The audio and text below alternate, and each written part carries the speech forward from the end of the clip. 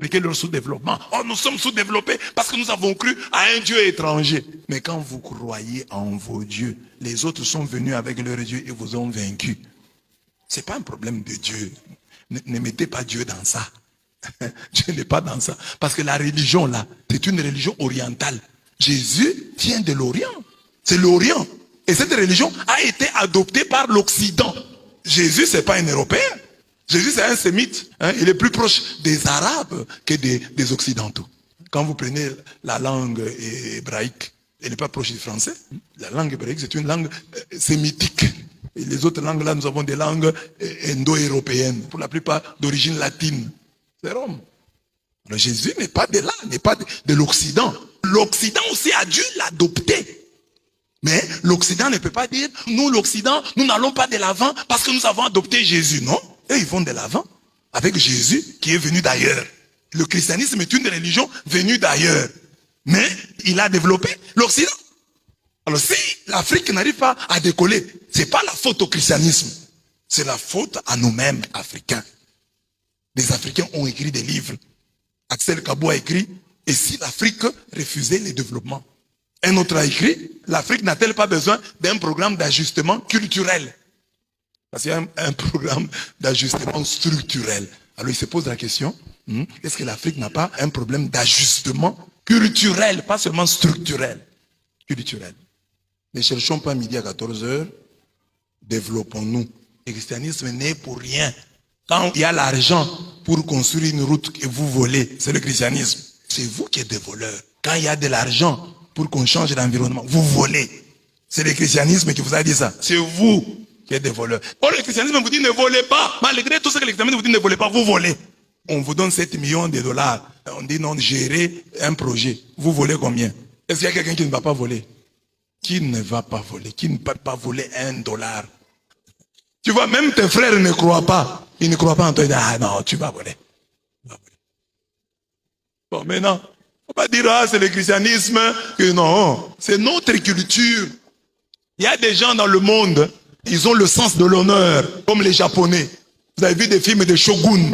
Ces gens-là, quand il est humilié, il se donne la mort. Il ne veut pas vivre dans la honte. Moi, humilié, qu'on dise de moi, je suis un voleur, il est capable de se tuer. Mais le Congolais, non, ça fait quoi? Je suis le premier qui vole. Et puis nous-mêmes ici, nous sommes les premiers à dire, oh, on n'arrête pas les voleurs. Quand on arrête un voleur, nous sommes les premiers à dire, non, non, c'est un coup politique. Quand on arrête quelqu'un, les mêmes Congolais à dire, non, c'est politique, c'est politisé. Finalement, on va arrêter qui? Parce que tous les voleurs, dès qu'on les arrête, c'est politisé. Ça, c'est un règlement de compte. Vous verrez des gens s'élever. Nous, ressortissants, nous disons, nous nous opposons avec la dernière région à l'arrestation arbitraire de notre frère. En effet. Donc, ne calomnions pas le christianisme. Notre sous-développement, nous en sommes les premiers responsables.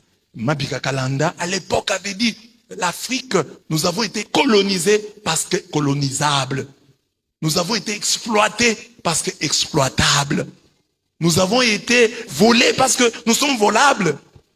Mais il y a des gens à qui vous ne pouvez pas voler. Hein. Vous les regardez seulement comme ça, vous avez peur de voler. Mais nous, les gens savent que, bon, on peut voler, il n'y aura rien. Il n'y aura rien.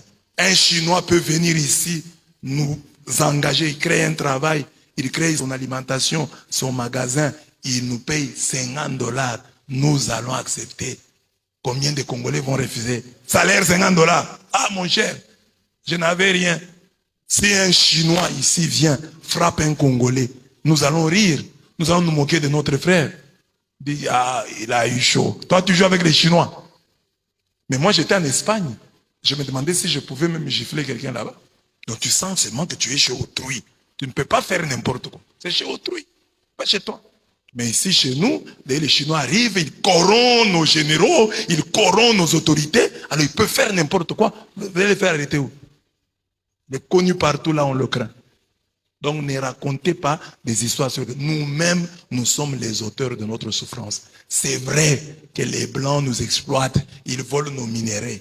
Mais si nous étions un peuple fort, nous allions nous révolter. Monsieur Kabanga nous disait à Lumbashi qu'on a fait des études, on a trouvé que parmi les Africains qu'on a amenés aux États-Unis, là, Ceux qui accusaient les autres là, venaient pour la plupart du centre de l'Afrique. Donc nous. Donc les gens comme les Kunta Kinte n'étaient pas du centre ici. C'était d'ailleurs. L'Afrique, peut-être les Ghanéens. Parce qu'on a vu au Ghana, hein, un député est allé là-bas, avec la farine, avec le riz. Voter, les gens ont refusé sa farine, son riz, et ils ont dit, pas question, donne-nous de l'emploi. Nous, si un député vient ici, il n'a pas parlé au Parlement. Il n'a rien fait pour nous. Il vient avec la farine. On prend ou on ne prend pas.